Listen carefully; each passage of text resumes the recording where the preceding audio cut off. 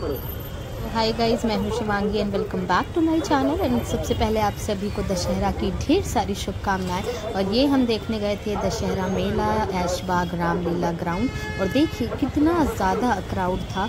और वाकई बहुत ही अच्छी रामलीला होती है यहाँ पे। और लखनऊ की अगर हम बात करें तो पूरे लखनऊ में सबसे बड़े सबसे ऊँचे रावण का दहन यहाँ पर होता है, और उसे देखने के लिए लाखों लोगों की भीड़ जमा होती है। जैसा कि आप देख सकते हैं कि किस तरीके से क्राउड दिख रहा है, भीड़ दिख रही है। तो चलिए चलते हैं और देखते हैं किस तरीके से रावण का दहन होता है।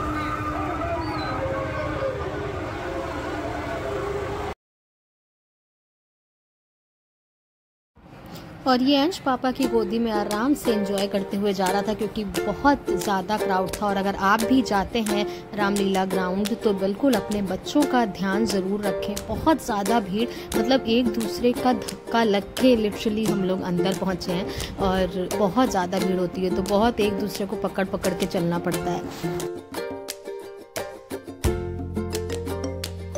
और ये हमें दिख गया था रावण, जो कि 85 फीट ऊंचा था। और इसके साथ ही यहाँ पर रामलीला चल रही थी, तुलसी रंगमंच रामोत्सव आप देख सकते हैं। वहाँ पर रामलीला का जो आयोजन है वो किया जाता है, और बहुत ही अच्छी रामलीला हुई। आगे कुछ क्लिपिंग्स मैं दिखाऊंगी आपको। और वाकई में जो आर्टिस्ट थे उनके लिए हैट्स ऑफ, इतना अच्छा परफॉर्मेंस उन्होंने किया। और भी देखिए आप, दशहरा का एंजॉयमेंट, दशहरा को एंजॉय करने कितने सारे लोग पहुंचे थे।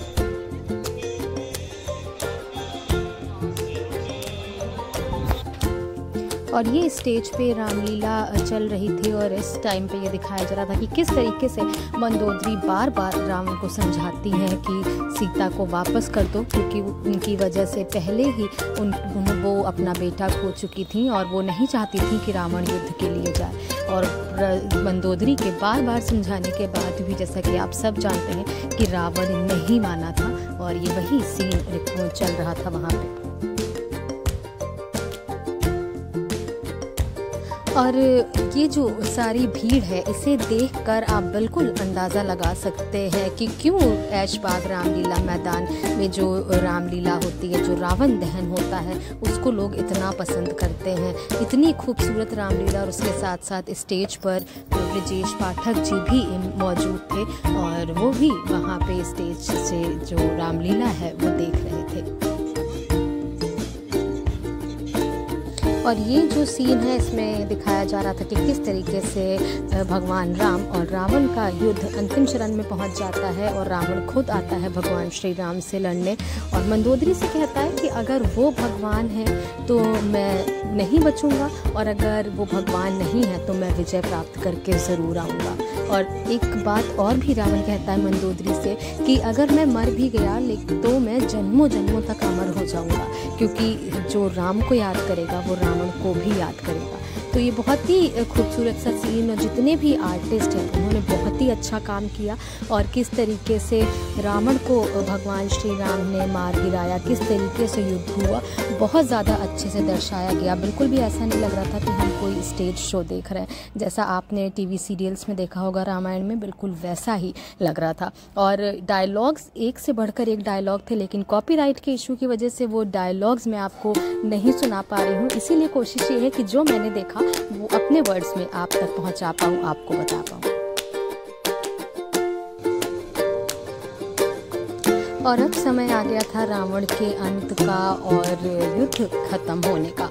और बस यहीं पर जब भगवान श्री राम रावण के एक एक सर को काटते जाते हैं, लेकिन वो फिर से उसी वेश में, उसी जैसा कि आप देख रहे हैं उसी उसमें आता रहता है, तब विभीषण राम जी को बताते हैं कि रावण को अमरता का वरदान मिला था। तो अगर आप चाहते हैं कि रावण मरे और आपकी विजय हो तो आपको उसके नाभि पर वार करना होगा। अगर आप उसके नाभि पर अपना तीर चलाते हैं तभी रावण का अंत हो पाएगा। तो कहते हैं ना कि घर का भेद भी लंका ढाए, वही वो इसीलिए कहते हैं क्योंकि अगर शायद विभीषण ना बताते कि रावण की मृत्यु कैसे होगी तो भगवान श्री राम ना समझ पाते, या फिर कहते हैं ना कि वो पूरा लेखा जोखा है कि किस तरीके से क्या होना है, तो शायद विभीषण के बताने से ही रावण का अंत होना था। वो आपकी जैसी मान्यता है, जिस तरीके से आप सोचते हैं उस तरीके से सोच सकते हैं।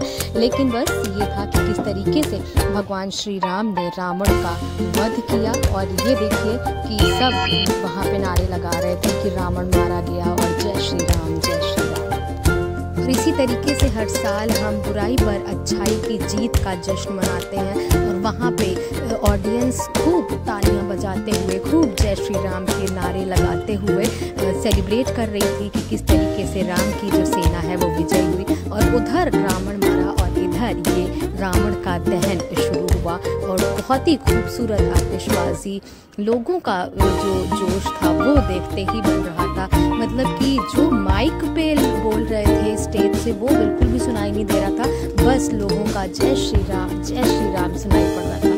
और अंश बहुत वहाँ पे जो भी क्रैकर्स चल रहे थे, जो भी बहुत ही एक खूबसूरत नज़ारा था वो एंजॉय कर रहा था।